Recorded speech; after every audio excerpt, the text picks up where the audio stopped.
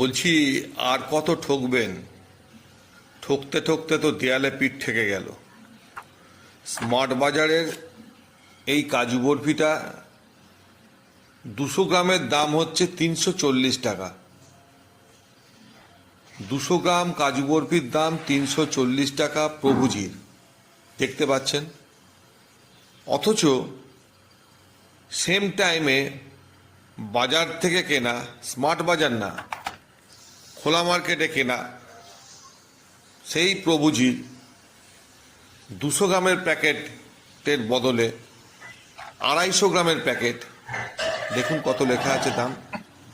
250 গ্রাম packet, দাম 270 টাকা। তাহলে এটা কি চুরি নয়? আমরা কি সব সময় সব জায়গাতে এরকমভাবেই ঠকবো? কারা ঠকাচ্ছে?